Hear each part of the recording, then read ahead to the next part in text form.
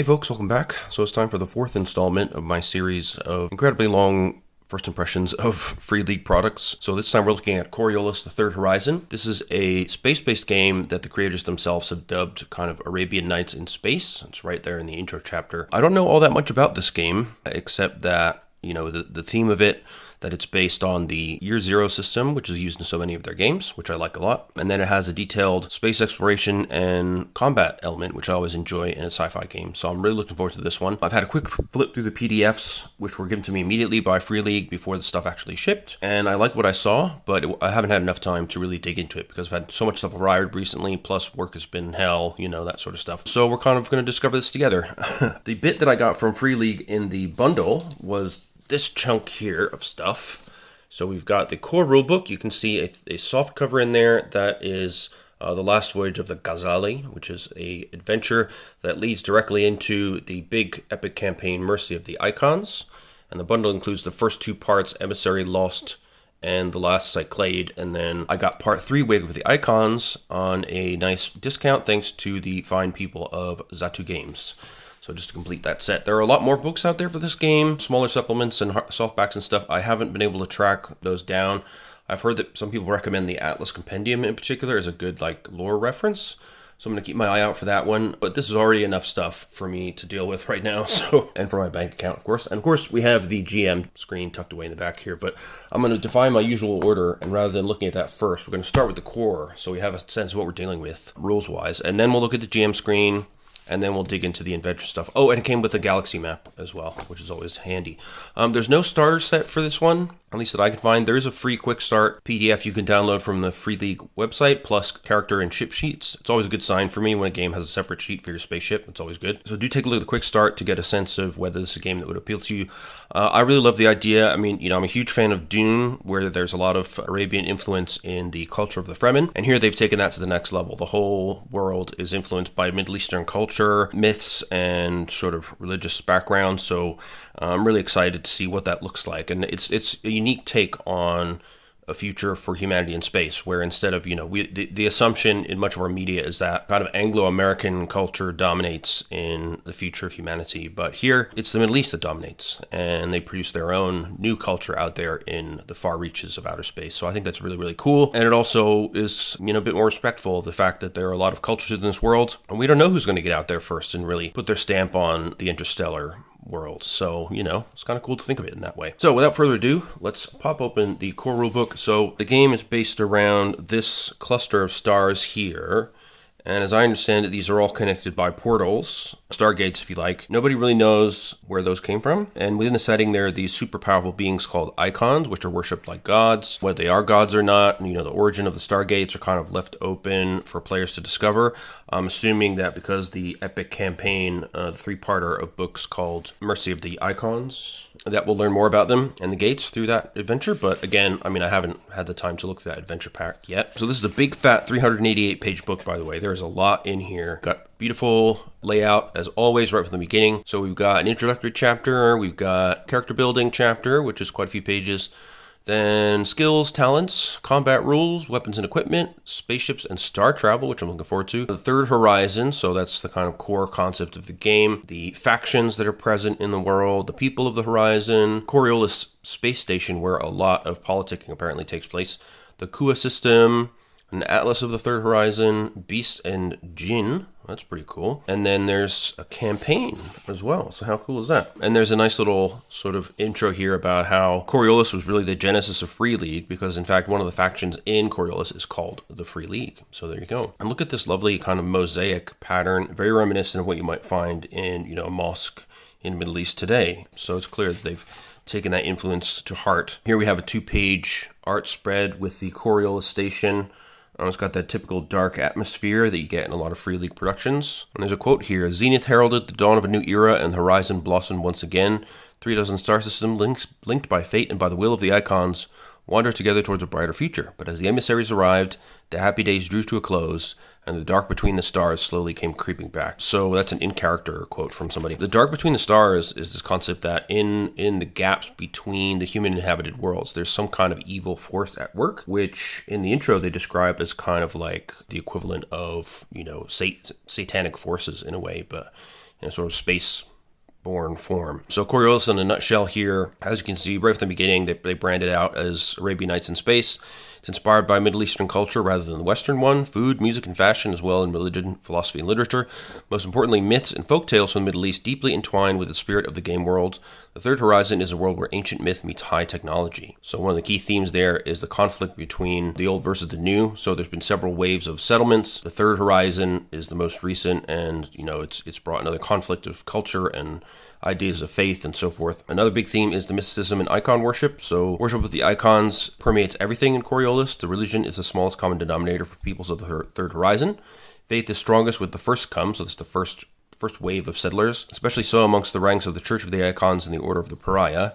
The recently arrived Zenithians have too converted to worshipping the icons in large numbers. The level of commitment varies, from the superstitious hauler crew praying to the traveler before a portal jump, to missionaries zealously devoted to the holiest of struggles, saving the horizon one soul at a time.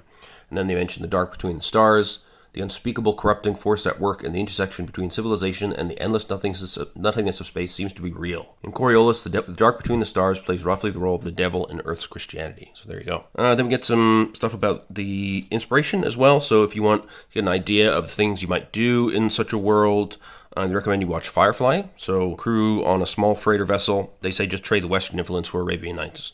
Revelation Space by Alistair Reynolds, a great sci-fi series in itself, is another inspiration, full of ancient mysteries and mythical ruins from long-lost galactic species. And Alien, where you have dark deep space horror and retro-futuristic spaceships. So those are their kind of main inspirations. Tools of the game, you've got your character and ship sheets, of course your dice, which are used in the kind of U0 system fashion, so it's all D6s. The Third Horizon consists of 36 star systems joined through space and time by mystic portals. So they explain a little bit about the portals. There were wars of over the portals, and Zenithians, and the First Come and the conflicts between them.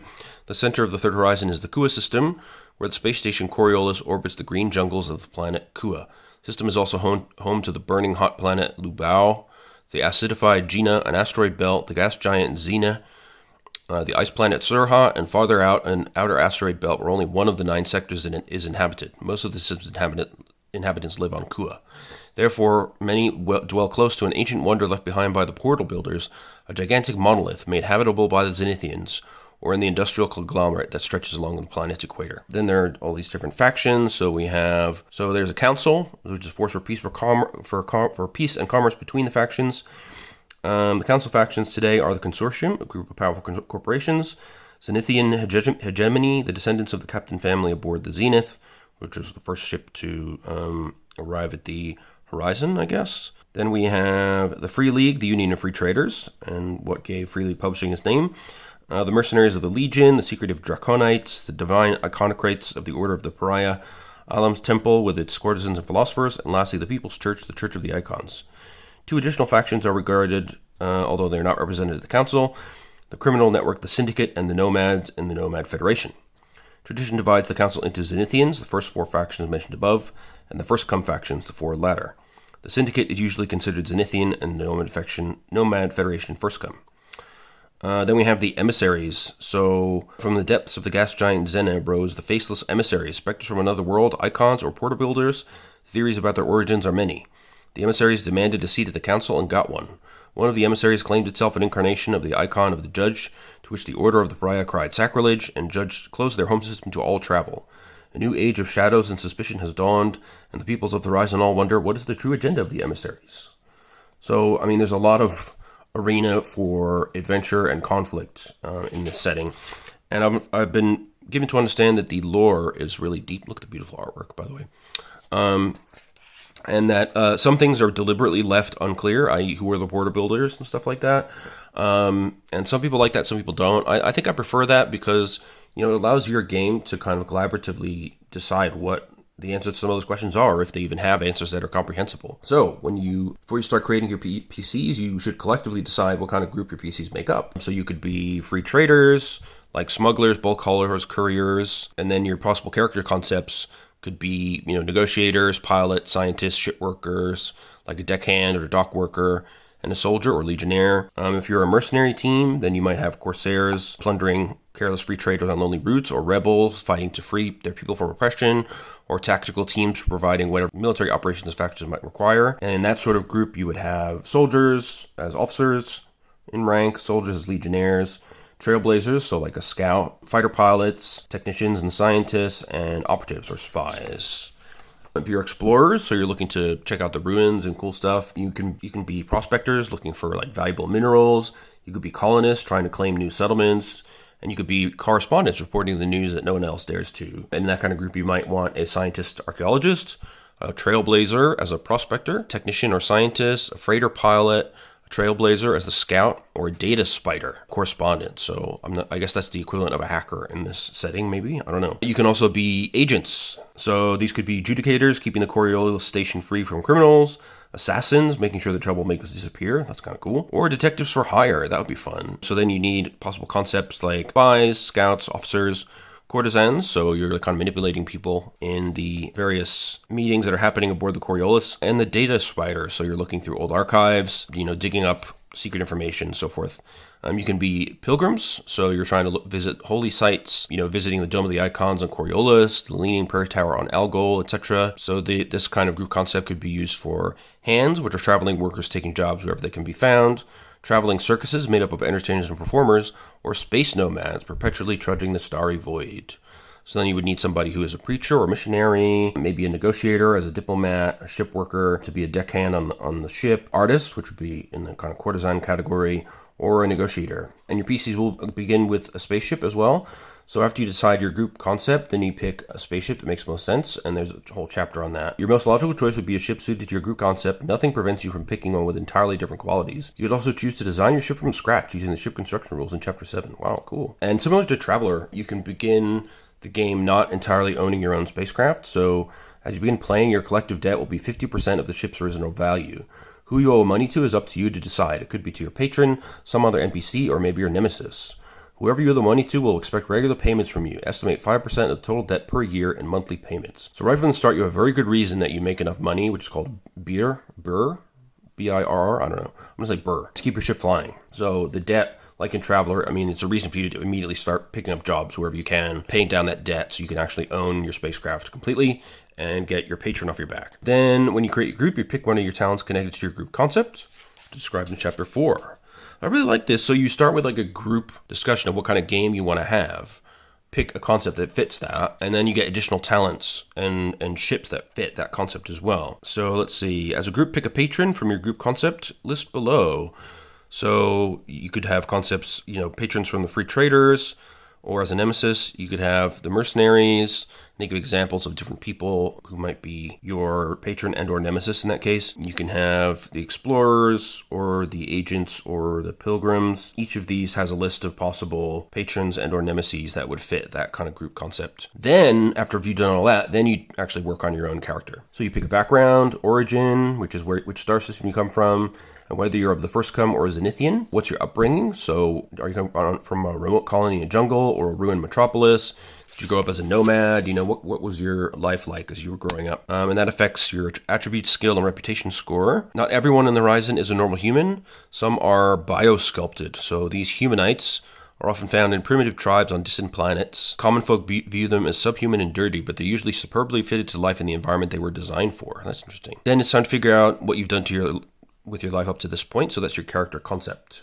And you can see here, for example, there's a table to roll up like your home system where you were brought up and upbringing. So if you were a plebeian, if you were stationary or privileged, it affects your starting capital, your reputation, skill points, and attribute points. And then they lay out the different concepts and subconcepts. So you have artists with subconcepts of courtesan, musician, poet. Data spider, you can be an analyst, correspondent, or data djinn. Fugitive, you can be a criminal, mystic, or revolutionary. Negotiator, you can be an agitator, diplomat, or peddler. Operative, assassin, guardsman, woman, or spy. As a pilot, you can be a driver, fighter pilot, or freighter pilot. As a trailblazer, you can be a colonist, prospector, or scout. As a preacher, you can be an ascetic, missionary, or prophet. As a scientist, you can be an archaeologist, medicurg, or technician. As a ship worker, you can be a deckhand, dock worker, or engineer. And as a soldier, you can be a legionnaire, a mercenary, or an officer. Then you pick your name and appearance. Then you work on your reputation, which is determined by your upbringing and modified by your concept. If you play a humanite, your reputation is lowered. because people think of you as subhuman. So your 4 attributes determine your basic composition and your natural characteristics. They range from 1 to 5 for normal humans, and a higher number is better. You must assign at least 2 and at most 4 points to each attribute, with the exception of the key attribute for your concept, in which you can place 5 points. Okay. You can also play a PC from one of the semi-intelligent species Nakatra, Equilibri, or Scavara. Make sure that the other players are fine with it, and then have the GM check the rules for semi-intelligent species in Chapter 14. Well, that sounds like a role-playing challenge if I've ever heard one. And then you give a summary of what the skill level equivalent. So skill level 1, you're a novice. At 5, you're a master, basically. General skills, you have dexterity, force, infiltration, manipulation, melee combat, observation, range combat, survival, and each of them are tied to one of your attributes. And advanced skills, you have command, culture, datagen, metacurgy, mystic powers, pilot, science, technology. And so, yeah, your 4 attributes are strength, agility, wits, and empathy. So it sounds familiar if you're familiar with like Mutant Year Zero and Tales from the Loop and stuff like that. Then you calculate your health and mind points by combining your strength and agility scores. That's your HP. And your mind points are wits plus empathy. Then you pick skills. Okay, so divide it into 2 groups. When you create your PC, you get a number of skill points distributed across your skills. How many depends on your upbringing. You can set your concept skills to a maximum of 3 and all other skills to a maximum of 1. You can increase your skill levels during play with XP. Talents are tricks, cheats, and ability that give you an edge over others. They're more specialized than skills and are a way to give further detail to your PC. You'll have 3 talents at the start of the game, 1 each from your group concept, your character concept, and your icon. So then the last thing that you do is you can pick your icon. Almost all believe in their power and the protection they offer from the dark between the stars. Prayers, giving alms, and the burning of incense are common among most people at the start of a long journey, before signing a business contract, or just to jumpstart the old harvester in the shed. You were born under the sign of one of the icons, and this will have a tangible impact on your life. It might just lend you supernatural power. You don't choose your icon. This is up to fate. If you have the icon deck, you can draw a card. Otherwise, use the table on the previous page. The icon whose sign you were born in will grant you a special talent. Icon talents work like normal talents, but are generally more powerful. Okay, so the 9 icons are the Lady of Tears, the Dancer, the Gambler, the Merchant, the Deckhand, the Traveler, the Messenger, and the Judge, and the Faithless. Okay, then you need to pick up a personal problem. Each concept lists 3 suggested personal problems, or you can make up one for your own alongside the GM. It's mainly a tool for the GM to create stories and events that are personal for your character. When you enter the game, you'll have relationships with the other PCs already, and that will affect how you gain XP and are useful for the GM to create suspense. So when you create your PC, you describe your relationship to each of the other PCs with a short sentence on your character sheet. Your concept lists a few suggestions to choose from or to use as inspiration. And one of your PC should be your buddy, your best friend in the group. Check the box next to that person on your character sheet. Then finally, when you're choosing your spaceship and all this other stuff, you choose 5 crew positions, or from 5 possible crew positions. Captain, engineer, pilot, sensor operator, and gunner. Decide as a group who should have each position. Crew positions are mainly important during space combat, which you can read about in Chapter 7. You can switch positions during play, so it's not permanent, but that's how you're going to start things out. The last step is to get gear. Your concept gives you a few choices, and you can purchase extra gear during play. With your starting capital determines also your starting gear. Transactions involving beer are mostly handled electronically using so-called tags. Each of your possessions should be written down under gear on your character sheet. Generally, you can carry a number of items equal to your strength doubled. Okay, then there are heavy and light objects. Heavy can take 2 rows on your sheet instead of 1. Some objects might even require 3 or more rows.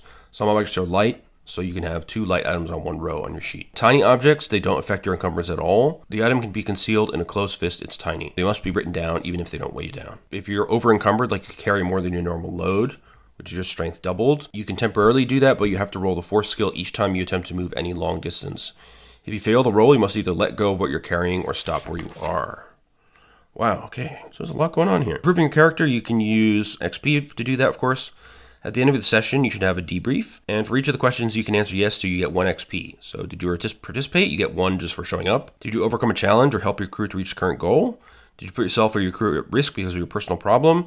Did you learn something new about yourself or another PC? Did you sacrifice or risk something for your PC buddy? And did you act in accordance with your icon?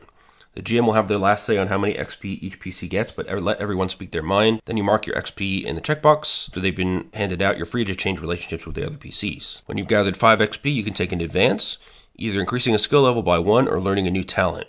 You can never raise a skill above 5. You can learn any new talent except for icon talents. When you've taken your advance, erase 5 XP and start getting new ones. Whenever you've got another 5 XP, you can take a new advance. You're free to save XP as long as you like before using them. If you've done something good and heroic as well, you can increase your reputation by 1. If you've done something generally evil or destructive, your reputation decreased by 1, but can never go below 0. Truly remarkable deeds may change your reputation several steps. But in order for that to happen at all, your actions need to be publicly recognized. Can I just recognize again, or speaking of recognizing things, the awesome artwork scattered throughout here. So now we get into the concepts and subconcepts. So we have the artist. So now we get into the concepts and subconcepts. So we have the artist. It gives you the possible subconcepts, some possible names, which are all sort of Arabic inspired. You gain a +1 to your reputation. Your key attribute is empathy, so you can put up to 5 points in there. Your concept skills per subconcept would be like for core design, manipulation, culture, dexterity, observation, and they change depending on the subconcept. They give some suggested appearances. Pick one of the following talents: beautiful, defensive, or seductive. There's some suggested personal problems and suggested relationships to the other PCs. And then the gear you can begin with, you can get a hand fan or tabula, opor or environment scanner, exquisite clothing or musical instrument, beautiful or rare collection of poems, the memoirs of Mazalman, or a standing reservation at Alcamar's. All right. Don't know what any of that means yet. Data spider. You are a data spider carefully weaving a complex net of data gathered from the most obscure sources. You might not be the sharpest dressed or have a single birth to your name, but you have information, and information's power. Then again, we have our subtypes. You don't gain any reputation for this. And then, of course, you have your concept skills. Data Jin, it seems particularly important for at least 2 of them. Appearance, there's some suggestions. The possible talents you get are faction standing, judge of character, and third eye. Again, we don't know what those mean yet. Personal problem suggestions. Then relationship suggestions and your gear. You can get a communicator 4 or personal holograph, proximity sensor or computer, Vulcan cricket or stun gun, tabula or transactor with 1,000 burr, opor or arash. Okay, again, don't know what that means yet. Fugitive. All right, you're always on the move. Someday you shall be rid of your pursuers, one would hope. So you could be a criminal, mystic, or revolutionary. You get -2 reputation, because people are after you, I guess. And you've got quite different concept skills depending on the subconcept. So a criminal is focusing a lot more on an infiltration, force, combat. A mystic, you have infiltration as well, and dexterity, but you're focused on manipulation and mystic powers. The revolutionary looks at range combat and survival as well as observation. For talents, you can get intimidating, mystical power, or 9 lives. Then we have the usual array of suggestions here. They can get anonymous clothing or a tag with 500 burr. They can get a communicator 3 or protective clothing, Vulcan carbine or a durasword, thermostatic suit or exoshell, transact with fake identity or mask. Wow, there's so much detail to these archetypes, actually. Negotiator, so you're the diplomat of the group. You get reputation +1 for that. And your key attribute is empathy, which makes sense. Concept skills vary according to whether you're an agitator, diplomat, or a peddler. Then we have our usual suggestions for appearance, problems, and relationships. Your talents you can pick from are faction standing, language modulator, or lie detector. So those seem to be cyborg or cybernetic modifications. And then with your gear, you can get a tabula or language modulator, Comlink 5 or voice amplifier, exquisite clothing or Cambra, D6 doses, lie detector or language unit, Vulcan cricket or Mercurium dagger. Interesting. So the operative, that's a really nice picture there. I like that. So you're a professional. You can be an assassin, a guardsman, woman, or a spy. Reputation is unaffected. Your key attribute is agility. Obviously, depending on what subconcept you want, you're going to be focusing on different skills. The spy actually includes the data Jin concept skill, which is pretty interesting. For assassin, you get both melee combat and range combat and infiltration, so you're really focused on murdering. Then we have for talents, you can pick up executioner, intimidating, or licensed. Interesting. Gear, Vulcan cricket or advanced melee weapon, proximity sensor or computer, modulation mask or mechanical lockpick, recon drone or an assortment of fake identities. Oh, that sounds useful. And finally, a security tablet or 5 doses of poison. Wow. Then we got the pilot. Cool. You can be a driver, so you thrive in your vehicle, free to roam as you please across a planet's surface. You can be a fighter pilot, so perhaps your ship is a torpedo boat or a breach pod. Maybe you are a corsair hunter or a dogfight ace. Or you're a freighter pilot, so the dark between the stars doesn't scare you. You could be a free trader, a dust trawler, a bulk hauler pilot, or an ice miner. Cool. So no reputation of impact. Your key attribute is agility. Makes sense. Again, the concept skills differ. Both fighter pilot and freighter pilot require data Jin, so I guess you need to be able to take in a lot of data from your sensors to be able to successfully pilot starships. For talents, you can pick 0G training, exo specialist, or a cybernetic targeting scope. For your gear, you can get tools, ordinary, or talisman, pilot +1, exo shell, or hand jet. Don't know what that is. the targeting scope or communicator 4, accelerator pistol or stun weapon, flight suit, or exquisite clothing. Interesting. Then we got the preacher. Oh my god, terrifying. What's going on there? Yikes. Okay. So you can be an ascetic. So you're basically on the road to enlightenment. You could be a hermit, a yogin, a philosopher, or a simple beggar, monk, or nun. You could be a missionary looking to convert others, or you could be a prophet. You've seen the icons' faces or creatures from beyond the darkness, and the people must know. You get +1 reputation. Your key attribute is empathy. Of course, your concept skills vary by your sub-concept. For talents, you can pick blessing, faction standing, or talisman maker. So it seems like talismans have real power and can give you some bonuses to your skills, so that could be potentially really useful to help the party out. For gear, you get Blessed Scripture or a Thurible, a Talisman or a Kasula, which is Preacher's Robes. You can get a Reliquary or Written Prophecy, 10 Blessed M Doses or 10 Herbal Remedies. You can get a Tabula or Writing Paraphernalia. Interesting. So these roles are really, really different, I think, as far as what they have access to and what they can do. Then we have the scientists, amongst which you could be an archaeologist, a medicurg, so you're kind of a healer or biosculptor, or you could be a technician working on sensors and ships and stuff. Your reputation gets +1, and your key attribute is wits, which makes sense. It's kind of your smarts. Talent-wise, you can get field medicurg, so if you want to do kind of battlefield medicine. Gearhead, if you want to focus on mechanics, or you can get the wealthy family talent. For gear, you can get communicator 3 or proximity sensor, portable lab or computer, exoshell or database, pressure tent or medkit, tools, advanced, or compass. Then we got the ship worker, so you can be within that a deckhand, dock worker, or engineer. Reputation -1, so you're more kind of anonymous, I guess. You're just working in the bowels of the ship and keeping things running. You're not one for public eye so much. For talents, you can get exo specialist, tough, or 0G training. For tools, you can get tools, ordinary, or vacuum sealer, power glove, or environment scanner, arash, or tabak, exo loader or exo shell, hyper rope, or dura knife. All right. Then we have the soldier, amongst which you can be a legionnaire, a mercenary, or an officer. Reputation -1. I guess people are scared of you, or they think what you do is kind of dirty, maybe killing people for profit, potentially. You can pick the talents combat veteran, cybernetic muscles, or tough. And for gear, you can get heavy armor or a mercurium sword, accelerator pistol with sensor scope or a Vulcan carbine, frag grenade or cybernetic muscles, command unit or advanced scope, and communicator 3 or medkit. So all really battlefield-oriented stuff.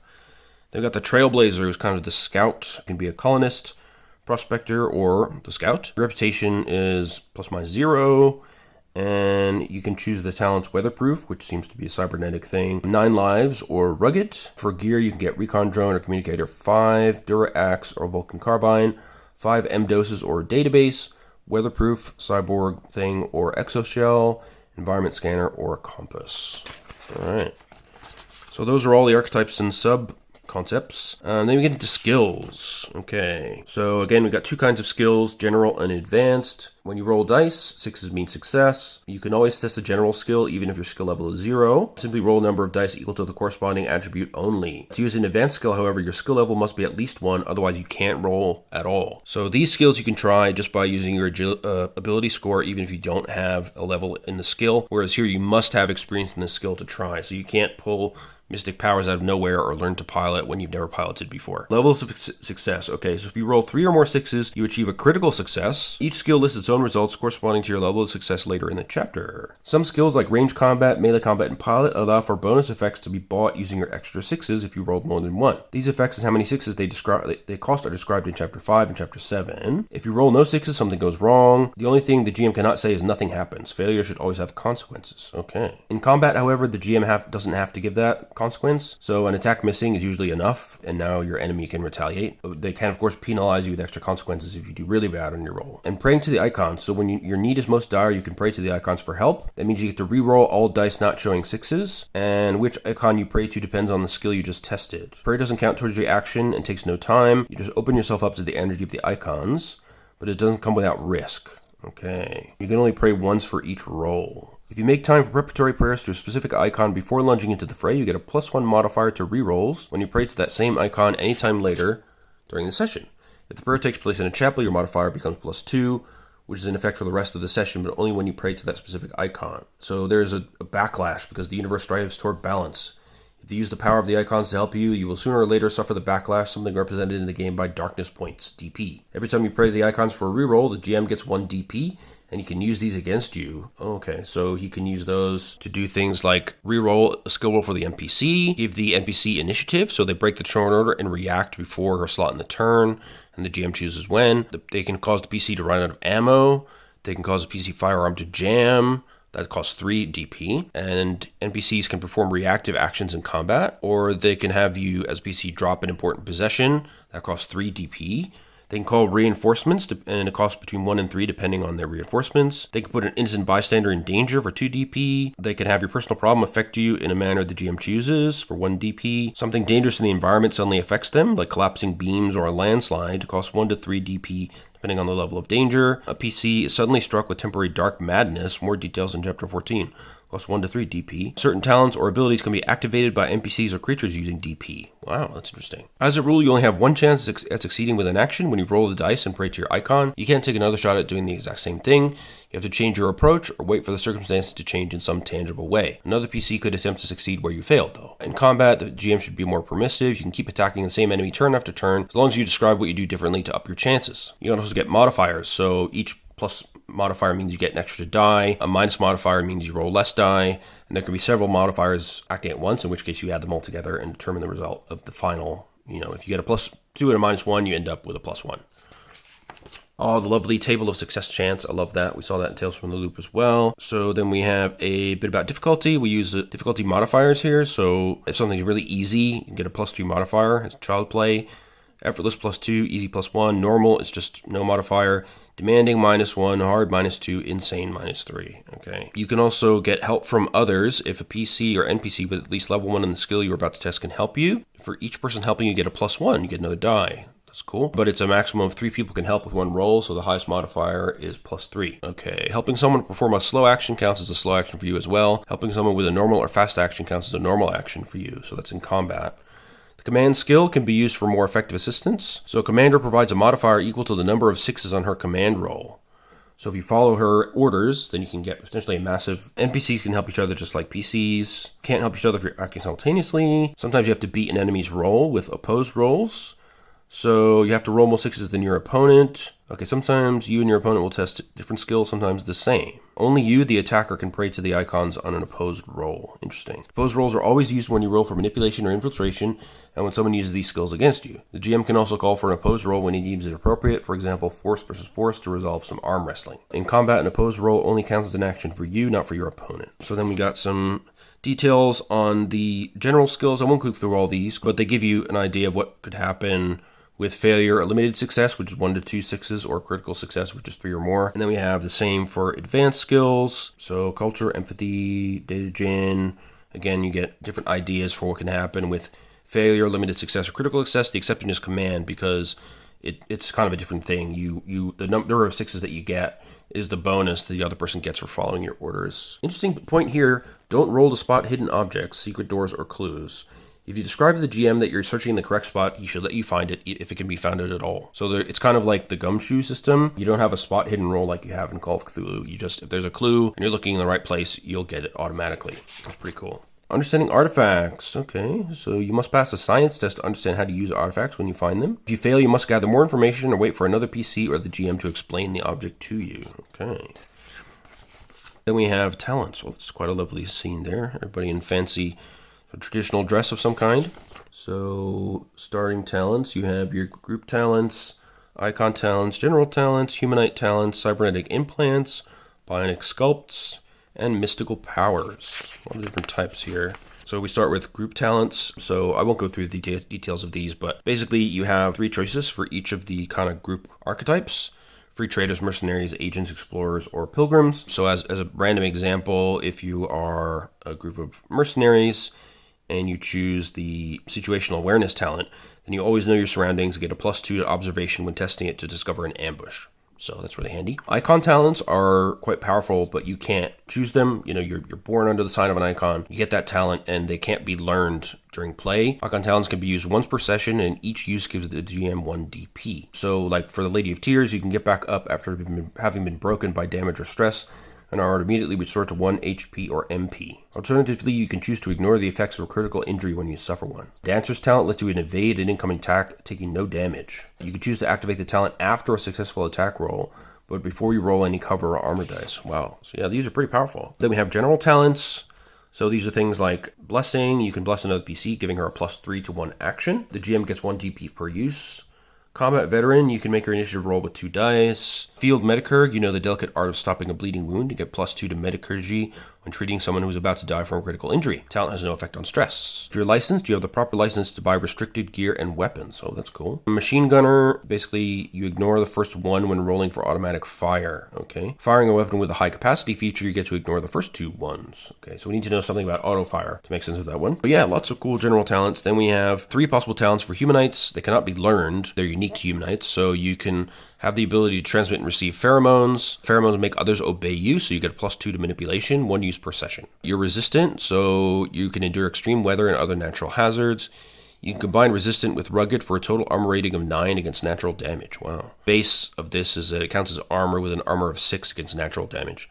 Or you can choose water breathing, so you can just breathe underwater. Cybernetic implants can give you accelerated reflexes, sensors, body armor, a built-in weapon, which is very hard to find. To draw a built-in weapon is also a free action. That's handy. You have a built-in comm link. You can have cybernetic muscles, which make you faster or tougher. Endoskeleton, so you can lift really heavy stuff and you get extra hit points. Language modulator, so you can automatically translate your speech to another language if you speak slowly. You have a built-in lie detector. Wow. Passive sensors, servo locks, allowing you to carry extremely heavy objects for short distances and grapple people in combat very effectively. You can have skin electrodes. You can transmit electric shocks through your hands. You can have a targeting scope in your eye. You can have a voice amplifier to gain a +2 to command or manipulation. You can have gills for water breathing, or you can be weatherproof. Bionic sculpts are improvements of your body that cost you both 5 XP and some kind of burr cost. And then you have to heal for D6 days afterwards before you can use them. So you can be made up to be beautiful, give you +2 manipulation. People with the appropriate sexual orientation tend to fall in love with you. You can have built-in weapons similar to the cybernetic thing. You can be made more intelligent, so you get +1 to all science and tech tests, but -2 to manipulation. So you become cold and logical and smart, but less clever in terms of human emotions. You can be morphed, so you can get wings or extra limbs, but could trigger fear or disgust amongst regular people, so it lowers your reputation. You can be nimble to get extra dexterity. You can be quick to increase your movement rate and your jumping abilities, and you can get regenerative abilities, so the time to heal a critical injury is halved and you get 2 extra HP. Then you have your mystical powers, so you can enter a trance to understand an artifact close to you. You can get visions of where an object or person can be found. You can enter a trance and exercise an intruding spirit from someone. You can use an intuition power to ask the GM a simple yes and no question about anything in the game world. He must answer truthfully yes, no, or maybe. The GM can answer maybe even if he knows the answer, if he thinks answering yes or no would upset the game too much. You can read people's thoughts for a minute or so, but they must be within close range. You can focus your thoughts on a person you previously met with Mindwalker and tap into their sensory input. You experience what they see, hear, and feel in that exact moment, no matter where in the horizon they are. No thoughts or emotions are transmitted. Wow, so even if they're light years away, that's cool. You can do prediction, so you conduct a seance to get powerful visions of the future. You can ask the GM questions about yourself or someone else. The answers should be short, preferably mysterious and ambiguous. You can get a premonition. You can get a feeling if there's a threat looming, but no details about it. You can stop an NPC from performing an action she otherwise would have. So it could be something subtle, like having an NPC let the PCs pass a roadblock without checking their papers, or having an NPC forget their keys so they can't follow you in their car or spaceship. Cannot be used to stop an incoming attack. Or you can have telekinesis. You can only move tiny objects with no dice roll. If you want to do something intricate like moving a key to a lock and then turning it, then you should test an appropriate skill, and you can't use it during combat. Oh, cool. And then we have the combat rules. So we're getting kind of similar to Alien here in that combat is more detailed than it is in, say, Tales from the Loop or something like that. So at the beginning of the turn, everybody rolls a die each, and the result of each die is the initiative score, and you're supposed to leave that on the table or write it down somewhere. The scores establish the turn order, where a higher score goes before a lower one. In the case of a tie, let chance decide, so you roll another die with no modifiers. When everybody has acted, the turn is over and another round begins. You keep your initiative for the whole fight, but it can be raised or lowered for various reasons. One turn of combat in the game is approximately 10 to 20 seconds. So you can raise your initiative through a surprise attack, combat veteran skills, blah, blah, blah. It could be lowered if you get ambushed or stuff like that. Some bonus effects for attacks allow you to lower an enemy's initiative score. Maybe they get stunned or something. You get 3 action points per turn to spend. Slow action costs you all 3 AP. A normal action costs you 2. Fast action costs 1. And free actions are just that, free. So in a turn, you can do 3 fast actions, 1 normal action, and 1 fast action, or 1 slow action, or any number of free actions. So slow actions are stuff like firing an aimed shot, firing full auto, doing first aid, activating a mystical power. Normal actions would be close combat attack, firing a normal shot, so not aimed, reloading a weapon, or ramming with a vehicle. Fast action would be sprinting a short distance, typically 10 meters, taking cover, hitting the ground to avoid a shot, getting up, drawing a weapon, picking up an item, getting into a vehicle, etc. Free action is using your armor against an attack, defending in an opposed role, or a quick shout to a comrade. Just a summary of the action point cost in the table there. So you can have 3 different reactions as well. So yeah, during close combat, you can defend, you can have attacks of opportunity. I guess if you're in Overwatch mode kind of thing. Oh no, that's Overwatch Fire. Okay. So I don't know what attack of opportunity may be. Somebody's close to you and they try to get away, I'm guessing, like with D&D. So there are range bands in 4 categories: close, short, long, and extreme. Movement requires actions. That can be affected by terrain, if you're crawling, sneaking, or if you're in darkness. It'll slow your movement rate and change the cost of things. Sneak attacks and ambushes will change the initiative. Then melee combat. When your melee combat roll is successful, your attack hits and you inflict your opponent's weapon damage. For each additional 6 beyond the first one, you can choose bonus effects. So increasing damage, a critical injury. You can strike fear into the enemy and take 1 point of stress. You can choose to raise initiative. So bring your initiative up by 2 for the next turn. You can disarm your opponent, or you can pin your enemy in a grapple. If you're defending, this is a fast reaction, so you can defend even when it's not your turn. You test melee combat, and for each 6, you can choose to decrease the damage, to counterattack, to disarm the enemy, but only after their attack is resolved, or raise your initiative for the next turn. Oh, that's really cool. So even as a defender, you can get some bonuses if you do well in your defensive role reaction. So you can also do a quick melee attack. So you get a -2 modifier to the attack roll, but the attack counts as a fast action instead of a normal one. You can only use light weapons for this. Okay, here we go. Attack of opportunity. If an opponent who is engaged in melee combat with you attempts to move away, you can make an attack of opportunity. So it is like D&D, basically. Then they talk about how grappling works. Ranged combat. Target size. If the target is prone or small, you get a -1 modifier. Tiny targets can give you even bigger penalties. A large target gives you a +1. Huge targets can give you +2 or more, depending on the GM. Then you get modifiers for range, which are listed in the table as well. If you take a full action, a whole 3 AP to aim carefully, you get +2 to your attack roll, but you can't do that in close combat. A quick shot, you can take a -2, but you can do that for 1 AP instead of 2. Reloading, so some primitive firearms require reloading after every shot. Make 3 quick shots in the same turn, your clip is empty or your cell depleted. When you shoot full auto fire, you run a great risk of emptying your clip. And then again, you have ranged combat bonus actions if you get more than 1/6, so you can increase damage and inflict a critical injury. Suppressive fire, so you force your enemy to keep their head down, suffering 1 point of stress. At full auto, they take 1 additional point of stress. You can also raise your initiative, or you can disarm. So for automatic fire, your attack counts as slow. Your target must be within long range or less. You get a -2 modifier. Regardless of whether your initial roll is successful or not, you can choose to keep rolling dice 1 at a time. These extra dice are added to your first roll. However, as soon as you roll a 1, your clip is empty and you must reload. Interesting. You can also have mounted weapons. You can fire against multiple targets. And you can do Overwatch fire. So you go to Overwatch with 1 AP. And then basically you're ready to fire your weapon in the direction of your aim anytime during the coming turn. So if an enemy comes into your Overwatch area where you can see them, you can shoot them first. And your enemy cannot change their declared action after your Overwatch attack. That's cool. Then they talk about the different aspects of weapons. What happens when you lose all your mind points? That's what happens when you take stress damage. So if you go to 0 mind points, you have a breakdown, collapsing from fear or anxiety. You can follow simple commands, but do not take any action that requires dice rolls. Command or metacurgy can treat someone who suffered a breakdown. Damage is your kind of physical body, so you can wear armor to reduce damage. So, when you take damage, roll a number of dice equal to your armor rating. Each 6 lowers the damage by 1, and that's a free action. Taking cover can also help. Cover and armor can be combined. You just add the dice together and do it all at once. Fire support, so you get a +1 modifier to shots if you can lean on it when shooting. Being prone gives enemies a -1 modifier. If you drop to 0 hit points, you are broken, unconscious and paralyzed with pain. You can't perform any actions and may not test any skills. All you can do is writhe in pain and cry for help. You can suffer additional critical injuries, but you can't go below 0 HP. But first aid will get you back on your feet. Critical injuries. There are different severities. So for every 6 spent to increase the severity of the critical injury, you get to re-roll the D66 crit roll once. You need to determine how many 6s you want to spend before you start re-rolling. So most critical injuries have 2 effects, one immediate, such as making you fall over or being stunned, and one long-term, usually giving you negative modifiers to 1 or more skills. So you can be stunned, so you lose all your remaining AP in the current turn or next turn. You have some critical injuries that are described as fatal, so somebody has to give you first aid or you will die when the listed time runs out. You can be broken. Yeah, and then there are some atypical damage, okay.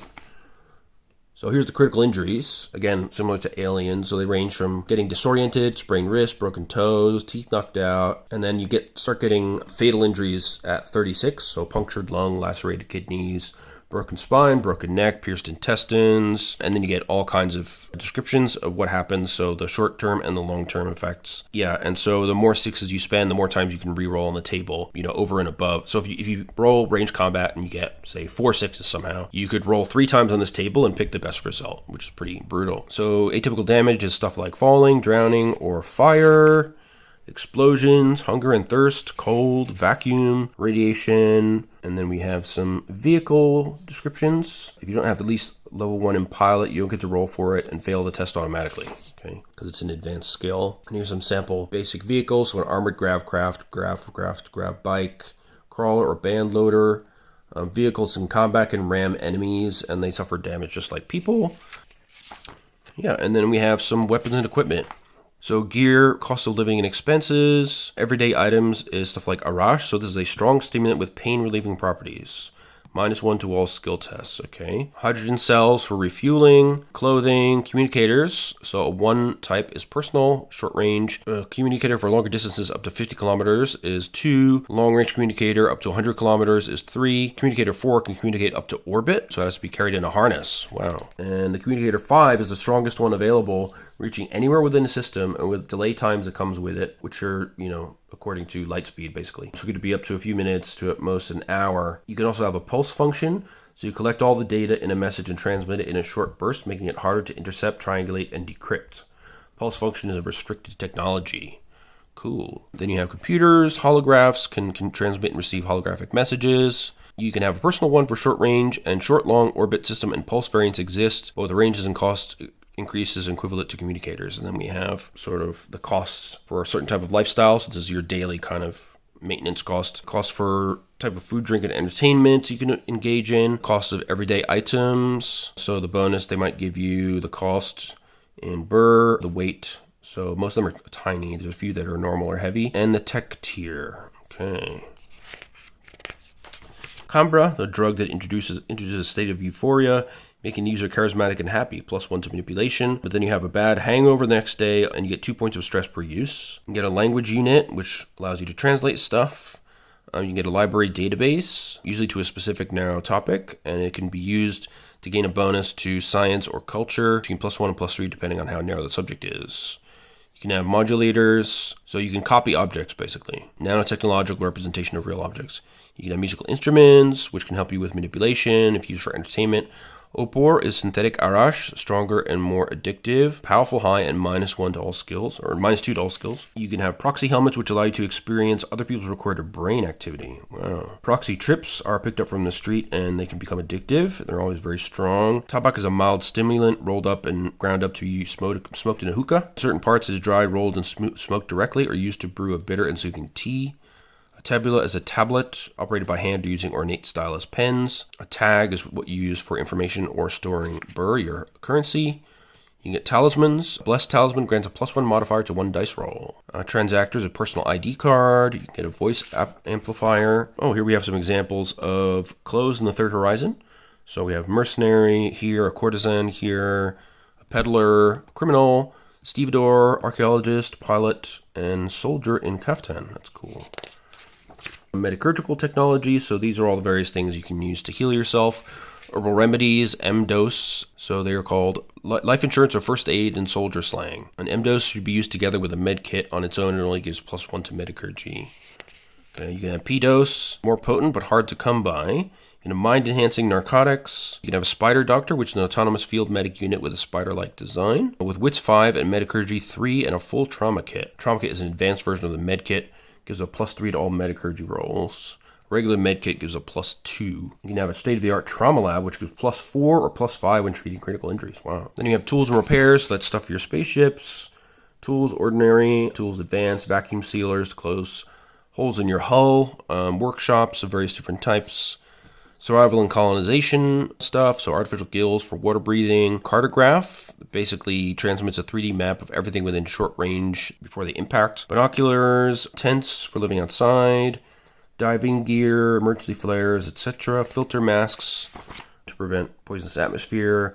Nutrition pills, nutrition recyclers, portable labs. Spider suits to crawl on walls and get +3 to dexterity. That's cool. Pressure tent, so it's filled with oxygen and reduces the pressure of the exterior environment.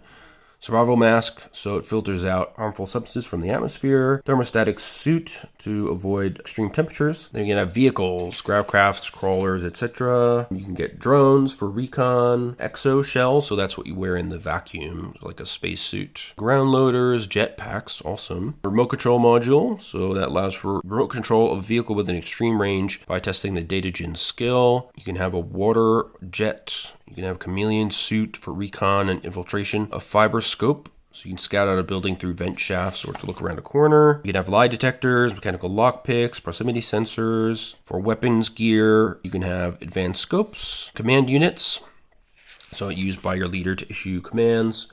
Fusion batteries, night sights, optical scopes, weapon reloads, ordinary reloads, vibrating flechette bullets that cut through the target. Mainly used by hunters who don't want to ruin the hides of their kills, but could also be used for assassinations as the rounds make very little sound, giving the weapon the feature silent. Ooh. Very effective against unarmored targets, but has poor armor-piercing capabilities. Okay.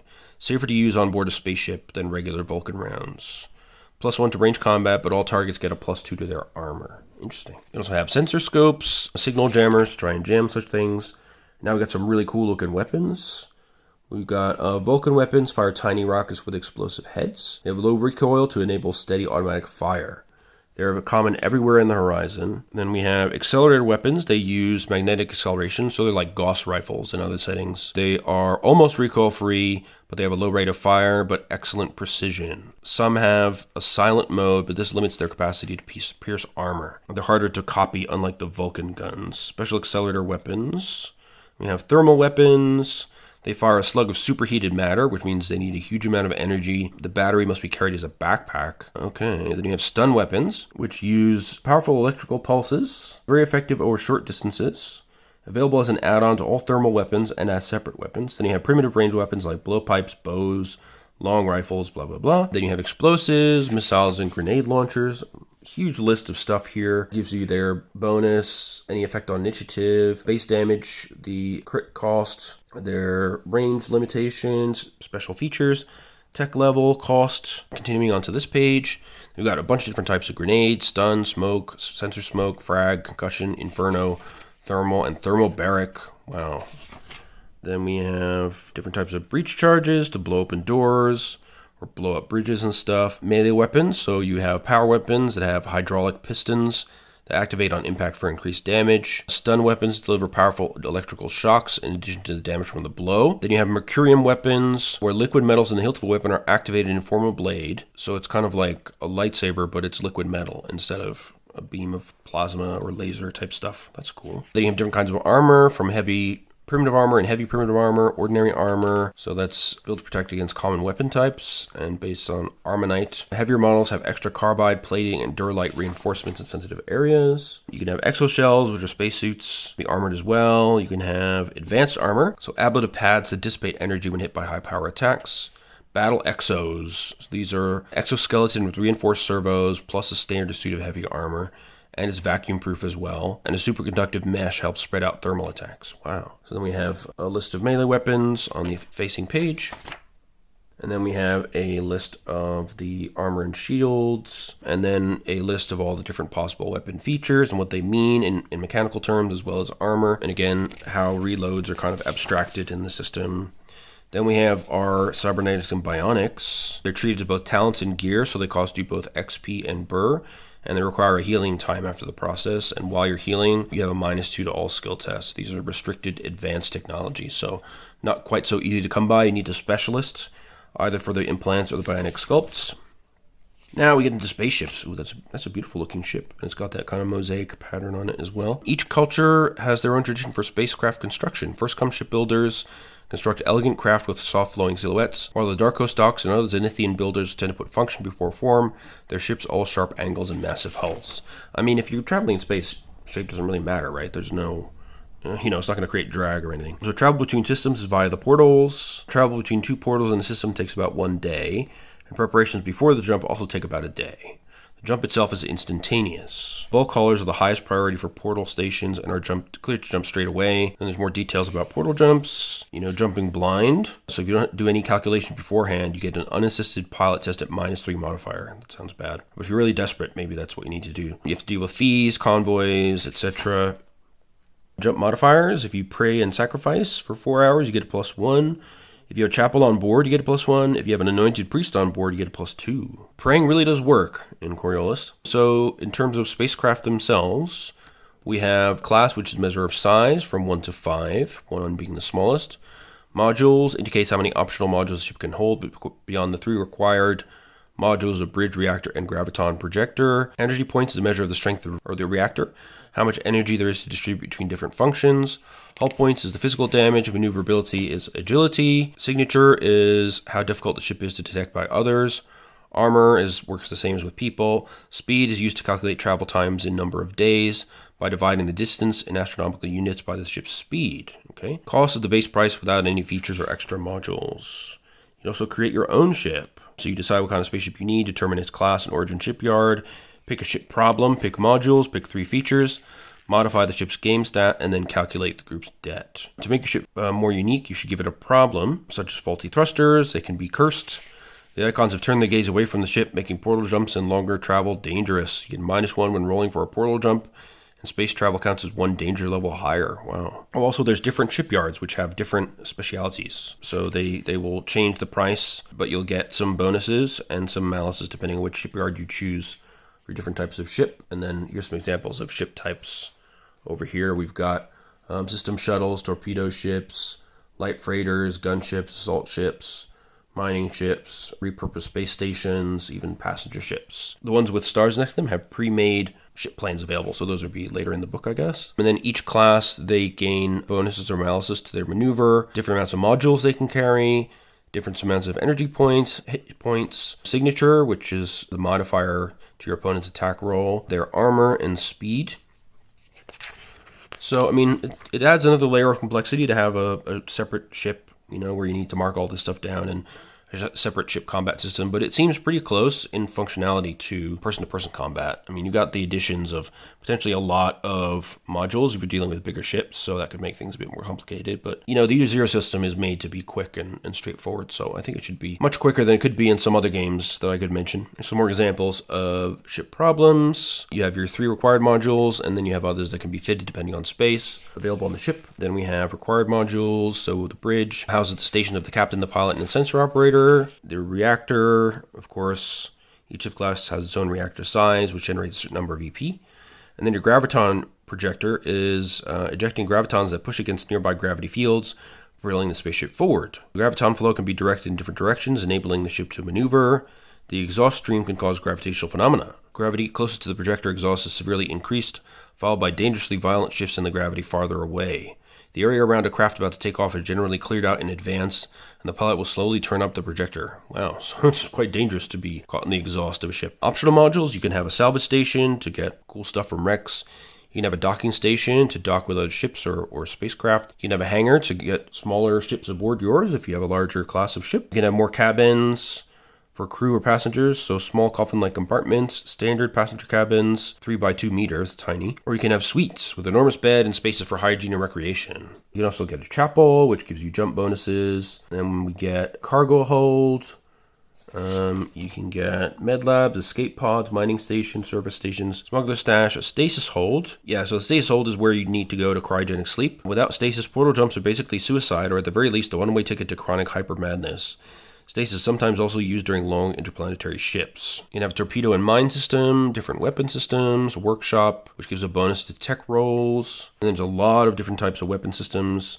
So data pulses, data memes. So it kind of tries to erode the sensor module of the opposing ship. That's cool. Ion missiles damage both systems and hull. Accelerator cannons, meson cannons, thermal cannons, auto cannons, ion cannons, torpedoes, plasma torpedoes, which reduce armor ratings. Ion torpedoes, which deal damage to ship systems and hull. Antimatter warhead, so damages all ships within short range. Nuclear warheads damage ships all within contact range. You have mines, then you can have antimatter or nuclear mines as well. Wow, so here's an example of how the torpedoes look. They are very cool looking torpedoes, by the way.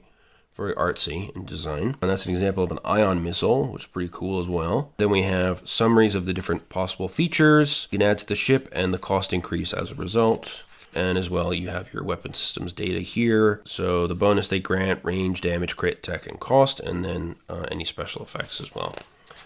Then we have a breakdown of some of these advanced features, including antimatter rockets, ED fields, so they reduce the effect of explosive decompression, ejector pods, heavy armor, library databases, precise thrusters, ship intelligence, so you have an AI. You can perform any function on the ship with 1 in the attribute and a 3 in the skill relevant for that function. You can do one function at a time, cannot replace more than one crew member at a time, and cannot help crew members with their roles. Some ship intelligences become eccentric over the years, acting erratically and refusing to carry out certain commands. So that's interesting. You can get stealth tech, super sensors, trauma labs, tuned accelerators, gives +2 to pilot rolls for the advance or retreat action. You can get a turbo projector for more speed. Then you got to deal with service and maintenance. Okay, and then we have some example light freighter, scarab, example gunships, standard patrol ship or torpedo ship models. Oh, this is really cool. Okay, example courier ships. So these are class 3, so we're getting bigger in size at each page here. Yeah, we're getting pretty high costs as well, 1.58 million burr at this point, but a lot of modules. Salvage ships is example class 4, a mining model, salvage model, or flying circus. Wow. Other ships, you can have space scooters, shuttles, fighters, and corsairs are about heavy speed and armor. Fighters are small and fast, and do a lot of damage. They can be carried aboard larger ships, as well as space scooters and shuttles. Then you have destroyers, class 4. So they are fearsome sight, formidable foe to practically any ship. Wow. They have sensitive sensors, super sensors, heavy armor, turbo projectors. Yeah, lots of weapons and armor. And then they give you a sort of average destroyer crew, so for NPC ships. Space combat. All right, so you have your 5 crew positions. You work out distance in a similar way to personal combat. You have contact, short, medium, long, and extreme ranges. And these are abstracted into just what they call combat units. So you can imagine them as like grids or whatever, grid units on a abstracted map. That's not really important how much actual space it covers. Sensors and signatures, so when you approach another spacecraft, you have to work out who detects who. So the passive sensors, active sensors, and extreme sensors, they give you a better range to try and detect somebody first. Transponders are always on and transmit data about the ship's position, name, class, home, docks, and destination. As soon as it enters sensor range, a ship with an active transponder is automatically detected. If you travel without your transponder on, only smugglers and military vessels do that, so you'll be under great suspicion, but it will not be automatically detected when entering sensor range of another ship. If the enemy ship is not radio silent, you get +2 to your detection roll. A ship that really wants to avoid detection can perform an emergency reactor shutdown, and then basically the ship is dead, but you're really, really hard to find in the darkness of space. If you get into contact and you start combat, you roll initiatives, just like in ground combat, but only the captains of the engaged ships roll. They make a command roll. Ties broken by the highest skill level among the captains. If that still leaves some combatants tied, then you each roll a die again to determine who gets the first out of those two. And in each phase, you have the order phase, so that's the captains. Engineer phase, that's the engineers. They distribute the ship's energy points, perform any repairs. The pilots then maneuver to get close to or farther away from the enemy ship. The sensors lock onto a target, break locks on their own ships, and perform data attacks. During the attack phase, the gunners fire weapons, including countermeasures. So every crew position gets to take an action during every ship combat turn, which is really cool. Again, it's quite similar to Alien, where it works in a similar way. I love that because, again, I'm not going to go through the details because look at all this. It gives everybody an investment in what they're doing, and it makes logical sense as well for the way the turn is structured. You can also have larger crews, which can affect certain things. Ships can take damage as hull damage, or damage to energy points, which is the reactor system. So that reduces your power available for other stuff. When you score hull damage, you can spend additional 6s to get more damage or get a critical hit. And if you get more 6s, you can, roll again, just like with ground combat. With armor, if you get critical roll for your armor roll, then any critical damage is eliminated, and the attack itself, if it reduces the damage suffered to 0, the attacker must declare whether or not she intends to score a critical hit before the armor roll is made. Oh, that's interesting. If the ship drops either 0 HP or EP, it is disabled. So if it's reduced to 0 HP, you have a hull collapse. So you either get into a vacuum suit, exoshell, or you get to the escape pods. But it can still be repaired if it's not blown up. If you're reduced to 0 EP, then the reactor doesn't work. You'll get life support still, but nothing else can be used. The ship will be dead in space, continuing on its present course with its present speed, and will be lost in the darkness unless towed to safety and repaired. So that's a scary way to end. Then we have a table for critical ship damage with just a 2d6 roll. So you can have limited decompression, structural damage, damaged sensors, damaged thrusters, damaged power coupling. A random module could be destroyed. You could have a disabled weapon system, a disabled graviton projector, which means you can't move forward as you want. You continue forward at a constant speed, and the pilot can't do anything. You can destroy the bridge, so the captain, pilot, and sensor operator can no longer perform their actions. Everyone on the bridge risks damage, and the module suffers explosive decompression. Oh no. Finally, at 12, you get reactor detonation. So critical hit on the reactor releases all the energy at once. The ship is broken apart and lost forever. Everyone on board risks serious damage and are, of course, subjected to immediate explosive decompression. Yikes. And then they give a lovely space combat example, which is very helpful. But yeah, I think the system seems to me at first blush to work really well. Now we're getting into a lot of lore stuff, I think. So given that there's a lot of detail to this, we'll just flip through and look at the pretty pictures. And there are indeed a lot of those. Then we have a bit about the factions themselves. So the Zenithian factions, the newbies, and the First Come factions, who were the earlier arrivals on the horizon. Then we have details of the different factions like Consortium and their different subparts. The Free League, that's a really cool looking spaceship, by the way. Seems to be mining some sort of gas or something. So these are the Free Traders. We have the Legion, so they're kind of the mercenaries and armed skippers. We have the Syndicate, which is the organized crime people. Then we have the Zenithian Hegemony. So the aristocrats, the elite of the monolith on the planet Kua, and are very clear about their intention to expand their control first to Coriolis and then to the entire horizon. Thanks. We have the Draconites. They hide their egocentrism behind intricate rituals and imposing robes if their opponents are to be believed. Now, apparently you can make a player character as a Draconite, but they're intentionally very vague. Like it says no one knows where their headquarters are. They have a lot of advanced tech, but nobody knows why. They're surrounded by mysteries. So it's probably not recommended to give that as a faction to a starting player. Then you have the Church of the Icons. They're one of the earlier movements, I believe. So they're more about crafting talismans and sending out missionaries and stuff. Alam's Temple, a systematic explorer of the mysteries of experience and the senses. They're best known for their inimitable courtesans. Cool. The Order of the Pariah, they have an ambivalent reputation. Their work with the sick and the poor on Coriolis is greatly lauded, but at the same time, people whisper about their bloody war crimes during the Portal Wars and their crusade against dissidents in their home system, Zalos. So they do help people out in a nice way, but they are a bit dictatorial, it seems like. The Nomad Federation is a collective of nomadic fleets from across the horizon, all of whom in different ways have come under pressure from the aggressive expansion of other factions. Okay. Then we got the smaller players. So there's free trader markets, freelance agencies, and there's some examples of these. There's some areas of where spies and mercenaries congregate. There's intelligence agencies and counterintelligence agencies. There's some smaller courier missions available, small mercenary agencies, like the Black Skull, Alcabar's Assistance. And then there's lots of tables here to roll for like different conflicts and to get mission destination for mercenaries, for example. There are travelers and space caravans. We've got leisure travel and pilgrimage. Then we got some details about the people of the horizon. So the First Come, the Starfarers, the Humanites, the Zenithians. Well, that's really cool. It's got a monorail thing. Daily life in the horizon, so either in a colony, space station, or in an urban environment.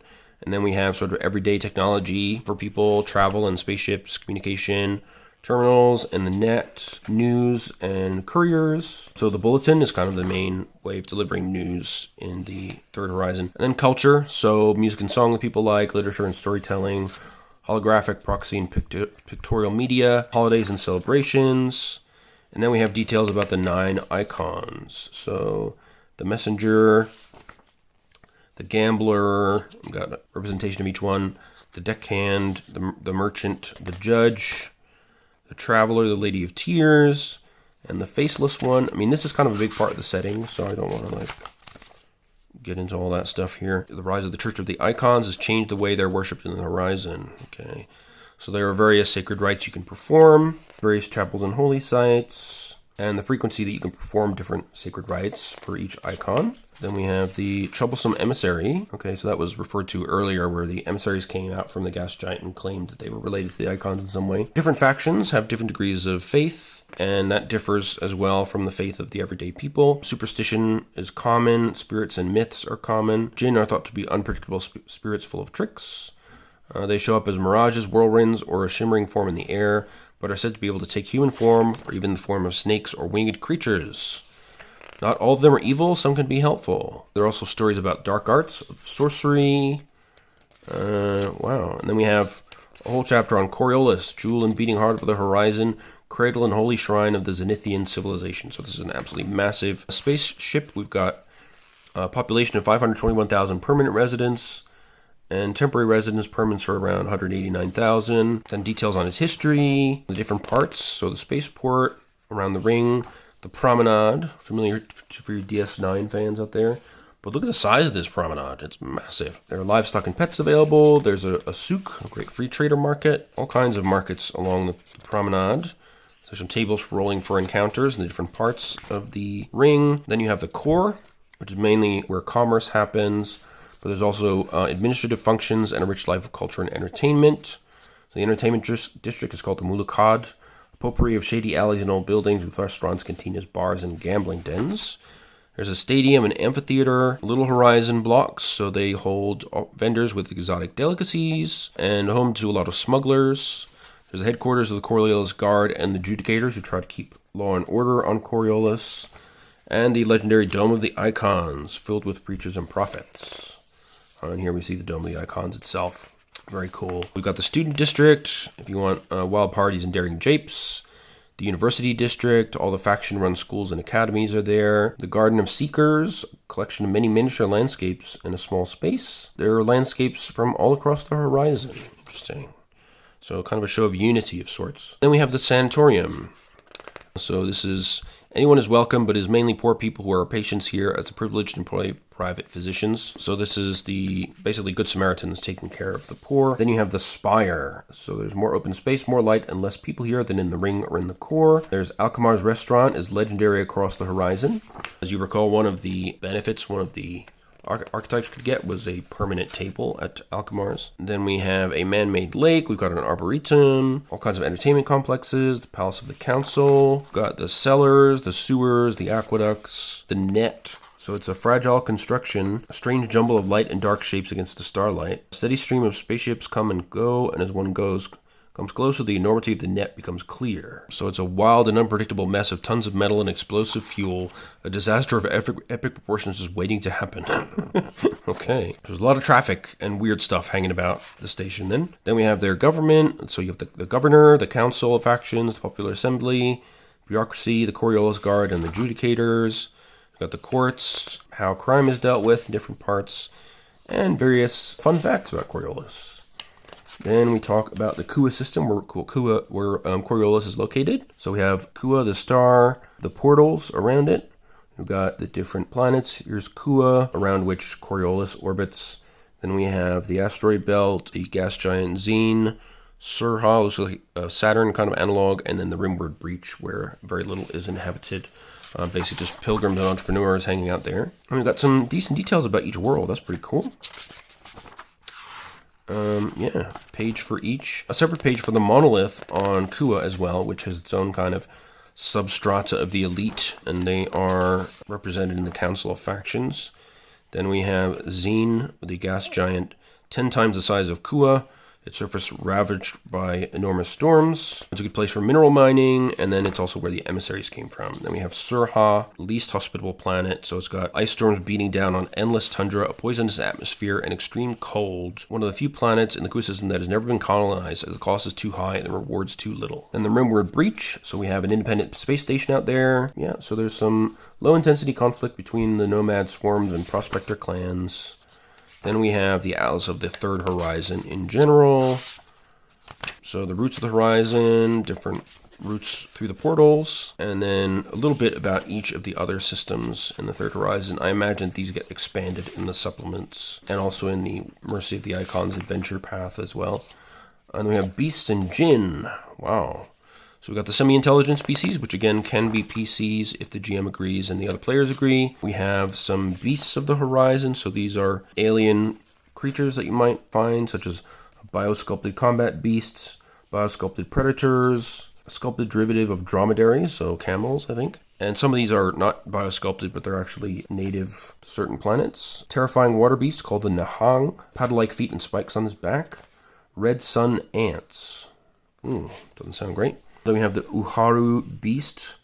Resembles a slim and wiry cat with venomous spikes. There are also mysterious beings that live in space called the Muzhajar. They are most common around ships, cemeteries, and other wreckage. They were originally created as an advanced defense system for battleships from the First Horizon and are a mix of biosculpt and semi-intelligent machine. Okay, and now they've kind of taken on a life of their own. Then we have Dark Morphs. They can channel the darkness to activate their special abilities using darkness points. Dark Morphs can, unlike Jinn in an ethereal form, take damage from physical weapons, fire, and explosions. Yikes. Okay, so these are really scary things. The Darkbound as well. We've got regular people that were claimed by the darkness, as well as these really disgusting other things. The Hounds of Tyrades. Okay, so there's lots of interesting lore about each of these. Yeah, I don't want to be caught by this. That's one of the Darkbound. So that used to be a person until they were taken over by the Dark Between the Stars. Constructs can be either new creations or old stuff built by the Portal Builders or advanced First Scum civilizations. So we got kinetic intelligences, completely autonomous intelligences, modified mining drones, a forgotten war machine from a time before the Portal Builders called the Ensnarer. Wow. The Ba Jin, a forgotten old weapon system equipped with a phase shift technology. So they become ethereal, it seems like, and they can disrupt space on the nano level, releasing cascades of light and radiation. Wow. We've got Blood Fiends, Bionic War Beast, yikes. Sentinels that guard old ruins, spirits and sarcophagi. So the Jinn are the classical spirits from Arabian Nights legend, and they have different types of Jinn. Ordinary Jinn, the Ifrit, so they're the most powerful of the Jinn. They can possess dead things, and they can use all mystic powers as well as create new ones, but their powers require darkness points to activate.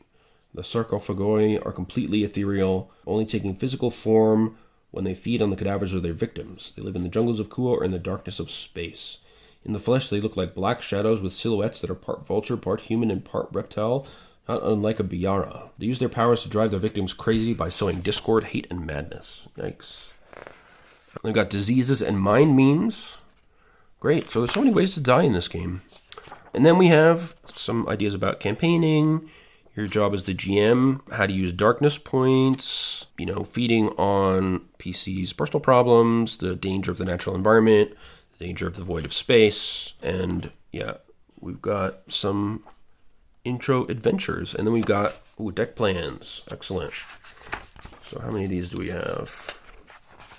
We've got level 1, level 2, level 3, level 4. Okay, so this is light freighter, Scarab class deck plan. We've got an attack ship Azuk deck plan, which is great.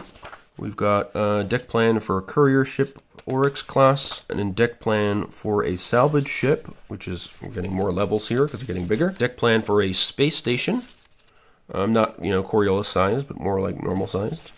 Space combat map with different range bands and stuff. And then we've got the character sheet and the ship sheet, both of which are downloadable, of course, in PDF format for free from the Free League website. And then we got a list of Kickstarter backers.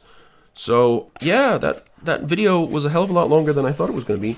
So we've covered exactly one book, and we haven't even looked at the GM screen.